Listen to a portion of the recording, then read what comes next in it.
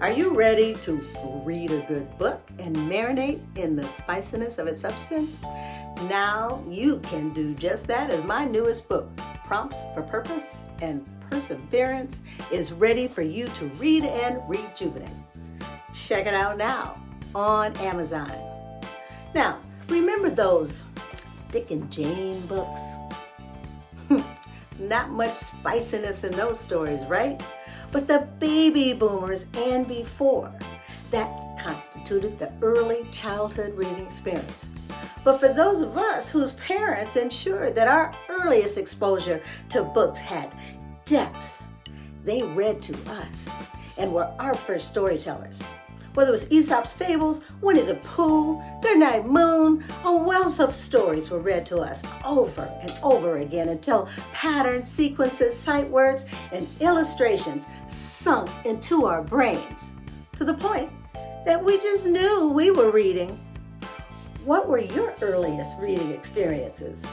To add to the spiciness of these adventures, and particularly in literature, I remember that my mother would change the dialect of the characters, exploring different voices from different cultures. So even though a book was read many, many times, she would always bring a new way of interpreting the same story.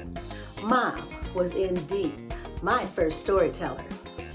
Then there were my earliest experiences that were wrapped around being taught to read. When it came time to get this hair done, that was truly an ordeal, as I had long, bushy, thick hair, which my mother insisted had to be washed and detangled, and then hot combs right in our kitchen in order to distract me from the pain of combing through those tangles, or the occasional slip of the hot comb and burnt temples. I would read to her. One book in particular that became my favorite throughout kindergarten was my first grade book by Mike McClintock's A Fly Went By. There were so many ways to read that predictable cumulative text that it was incredibly easy to get lost in it as a 5-year-old. But before I knew it, my mother was handing me the mirror so I could check out my new do. So fast forward to today's world, where there are no boundaries for what anyone with access to a cell phone, an iPad, a tablet, or TV can read. The problem is that with so much available electronically, the attention span of most people seems to have dwindled to only that which briefly captures one's interest via social media. Now, there have been many studies on the decline of attention span, particularly due to the preponderance of multitasking.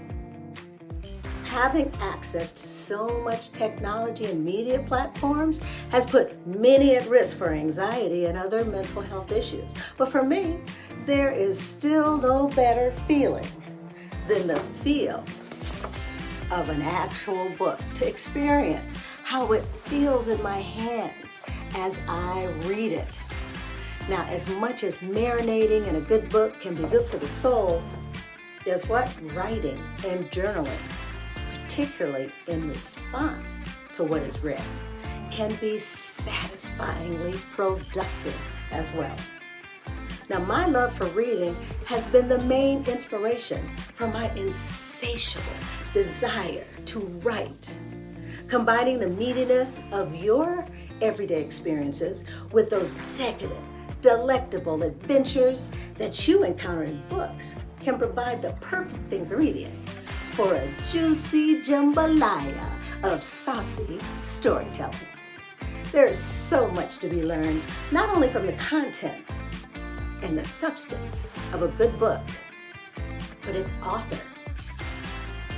And even more to be discovered about your own character as you discover new perspectives from page 1 to its grand finale.